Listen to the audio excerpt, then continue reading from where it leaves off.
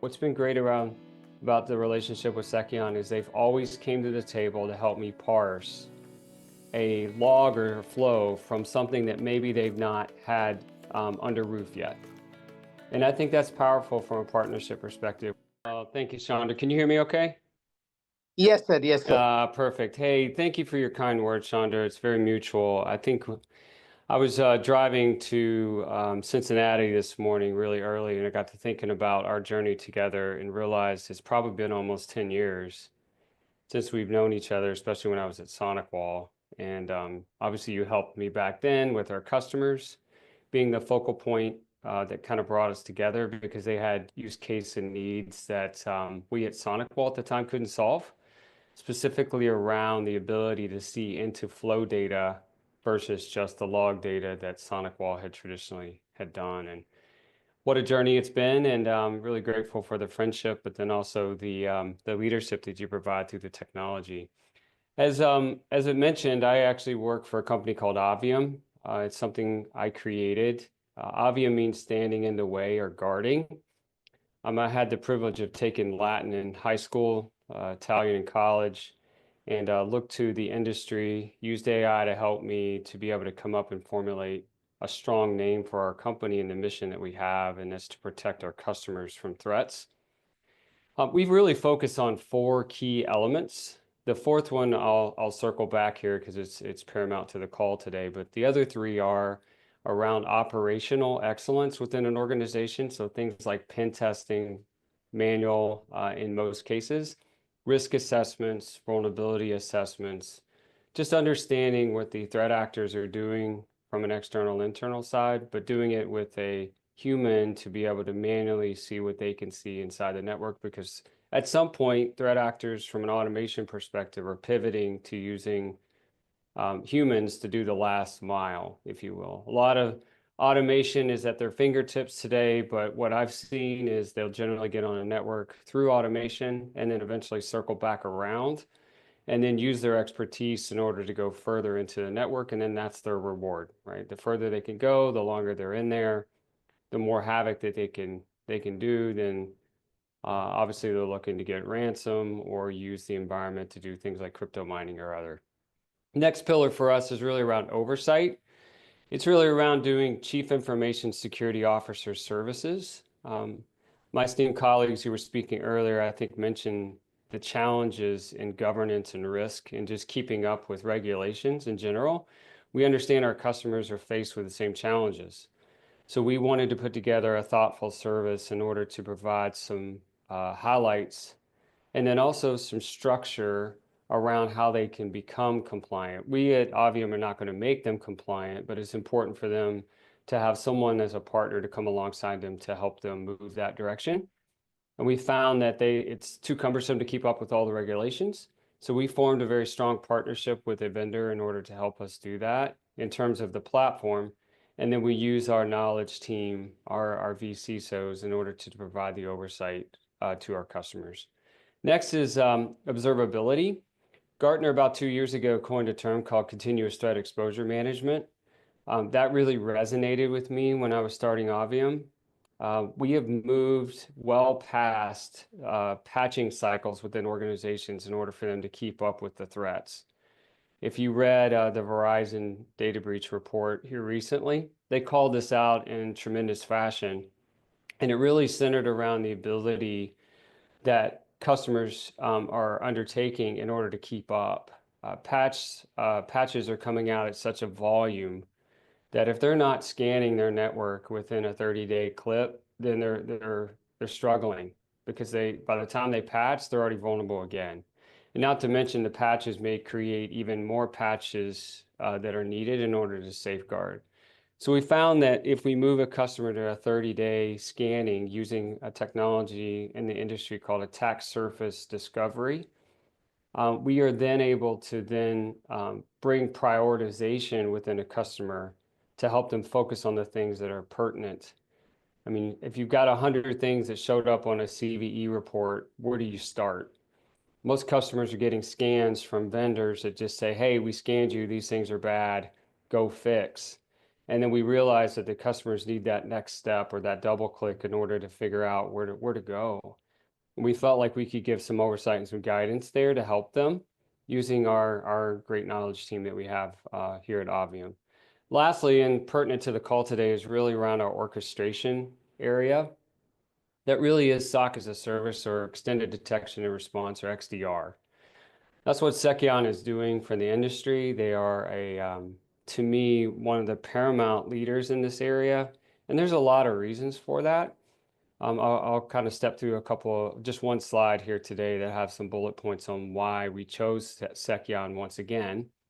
But I think it's important. When I left the last organization I came here, I had a fresh slate to start and do something new. And I had spoken with Chandra because I needed to go through my own thoughtfulness to go back out to the industry and see what other vendors were doing in the particular area around XDR.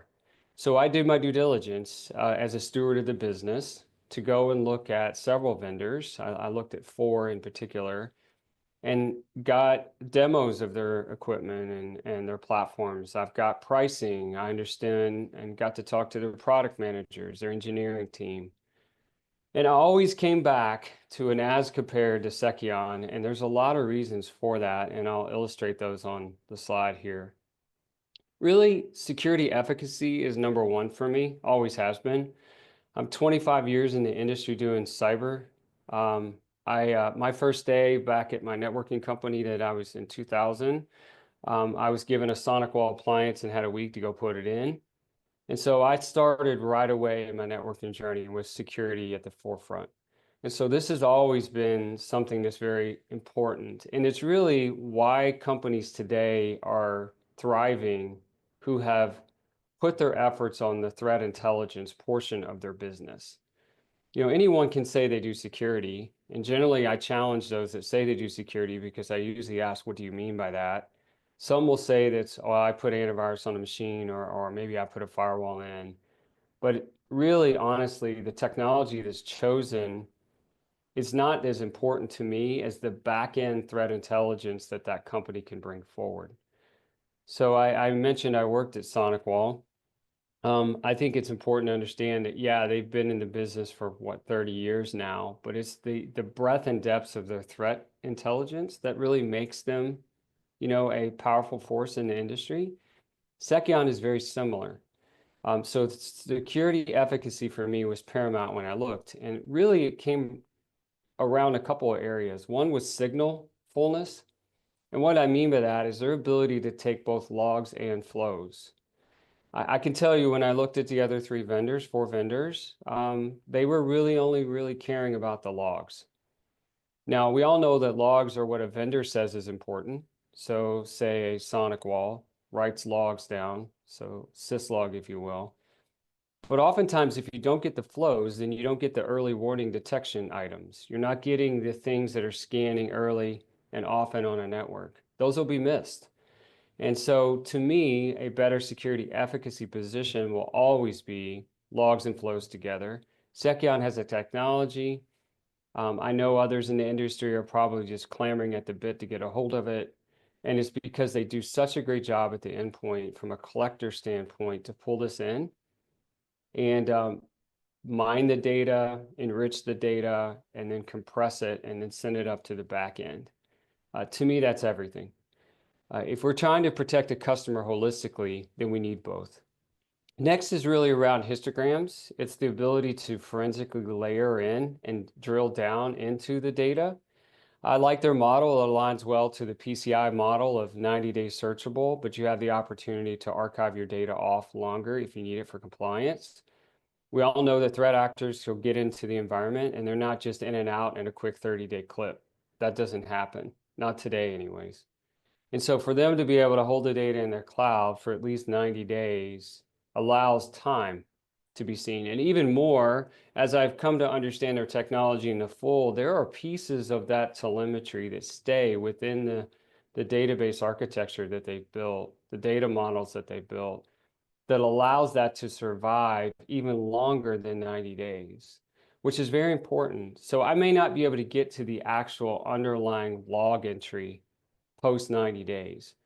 But I do know that the threat intelligence and the telemetry data that was gained and was incited in that time frame remains pertinent throughout the life cycle of that customer.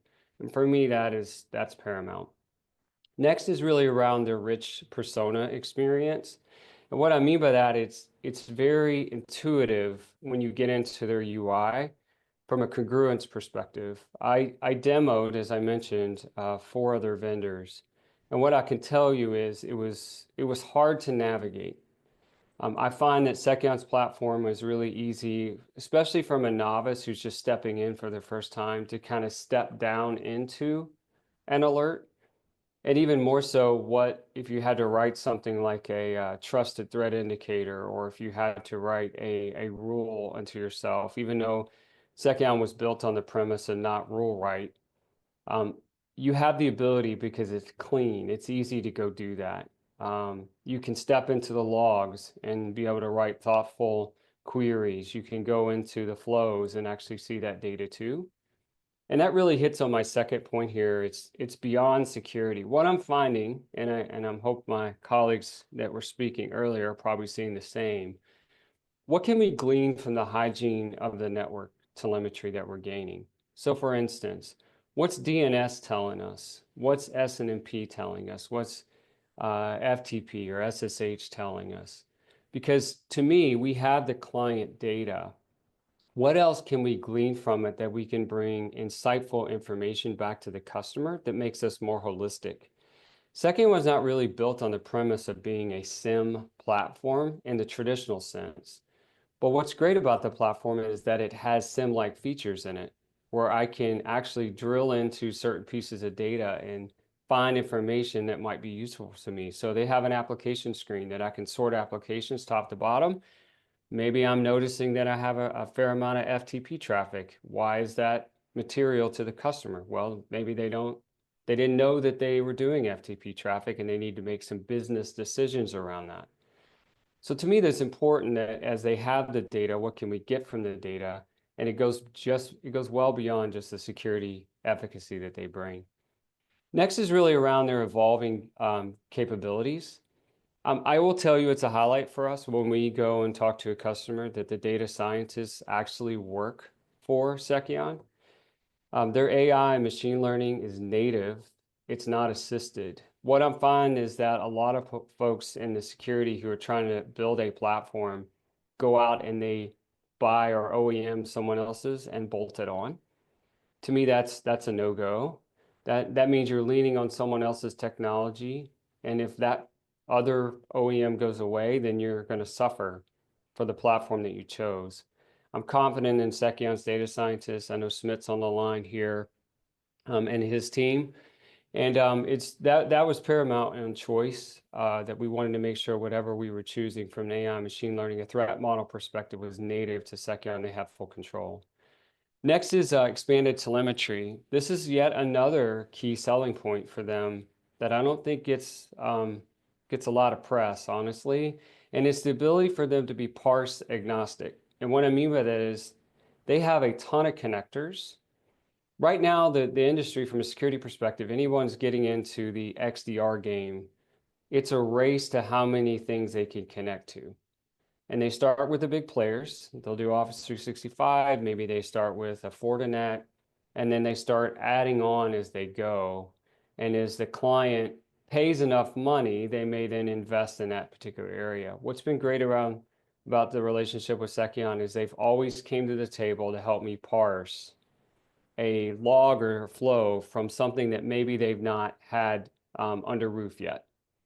And I think that's powerful from a partnership perspective. We're trying to win over a customer, and they may have something special in their environment that's not normal. But yet a partner like Seceon could come along and be able to tie that together. And then we can win the customer, because in that is a differentiation between the competitors that might be at their table as well. Next is really around customer service alignment. I like it because we're here to solve business problems. And Seceon's team has always been about use case architecture. So what are we trying to solve? I specifically remember one around an OT environment where it was very unique. How are we going to do this? How are we going to get a collector in a certain area? And they came to the table with, hey, I think we could do that. And here's how I think we can do that. And ultimately we solved the customer's business problem. And we won that opportunity. But I think also if you level set against the customer service side, and there was much mentioned here earlier on the call, it's really around this accessibility of their team, the levelness together in critical escalations. So when we do have issues, they come alongside, they don't run away. I've been in the industry long enough that I've seen people run, duck, and hide when there's problems and they don't own up to the situation. And I have found Seceon to not be that. They've always came to the table with the smartest folks that they have and being able to bring some thought leadership and figure out a way forward and then go fix if necessary, or help me give the information that I need in order to go back to my customer to say, hey, it wasn't the platform, it was something else, and here's the data point to prove that out. Next is around the partner vendor relationship. What I have enjoyed over the years with Chandra and team is this concept that I call feedback loops. So maybe I'm at a customer, they have a shiny tool, and this tool does something specific. I could go back and figure out, okay, is this a one-off or is this maybe what the industry is doing? And I can bring that feedback to Chandra and team from a product roadmap, and they actually take it from an influence perspective, which I appreciate. It doesn't mean that Keith's going to get his way. It doesn't mean that it's going to be something that might hit in the next quarter. But if it's material, they take a look at it. And if it's impactful to the entire ecosystem, they'll move on it, which I really appreciate that. Next is around their level one support. I know a question popped before my time here around, well, how do you staff? Well, one of the elements that was a good draw for me, especially as we were a young company, was the ability to be able to lean on them for at least that level one support. And they actually have a very thoughtful hybrid growth modeling where I can concentrate on hiring more level two folks, analysts, specialists too, if you will. And then they can help me from a level one support in order for me to grow faster to a 24/7 offering. That was really paramount for me. I would also, anyone on the call with caution, when someone says they do 24/7, really double click in on that, because what you'll find is people will be put on pagers. Maybe if there's an alert that happens, it might show up in somebody's inbox and they said that they offer 24/7 from an email perspective. But if you really are doing 24/7 well, there is a human that's sitting on glass looking at the screen and making a judgment. The thing about AI machine learning, as we all know in the industry, is it doesn't have empathy. It doesn't really have somewhat of a relationship or trust built. It just thinks it needs to go do something and it goes and does that regardless. And so at some point, it's important that a human is sitting making that last mile decision. Yes, you can use auto remediation. I think that's important, but you've put some safeguards around it and some guardrails, and someone's getting alerted that's sitting on glass that this actually happened in case you need to roll back. Just letting things blindly go or servicing things just off email, that's not 24/7 to me. And if you move up market to an enterprise or mid-market customer, they're going to have expectations of that. And lastly, and then I'll close out my time, it's really around competitive pricing and solution. So what's also very interesting is Seceon is very open to competitive sequencing, especially around focusing on business outcomes for the customer. So if the customer has a competitor that we're trying to take out, or we're up against competition, their sales team will work with you on a thoughtful approach in order to achieve that end goal. So sometimes it does come down to the dollar. It's unfortunate. It's a security versus price discussion. We try to educate the customer. That's kind of one of our Spidey powers, is to educate the client on the whys of this platform versus what they'll see from others. We also try to wedge, hey, if you get a quote, let us maybe come alongside you to review it with you, so that maybe we don't need to know the price, but at least let us understand it's apples to apples. And what we find is they skip things, or their model is based on a consumption-based versus an asset-based, and the client is not realizing that they're having to give up security in order to get that other solution. And then lastly, Client topology is also very something to take into consideration, and Seceon does this really well. They have an ability to grow a client into security. So maybe it's a retail location, maybe it's a multi-site. They understand that there might be some less things that need to be involved with all these different locations, and then they can work with you on the pricing. It's been my experience that they're very thoughtful and understanding in that way. And we've had some great wins over the years specific to that, being competitive on the price, but also on the solutioning side. So with that, Chandra, I'll pass it back to you.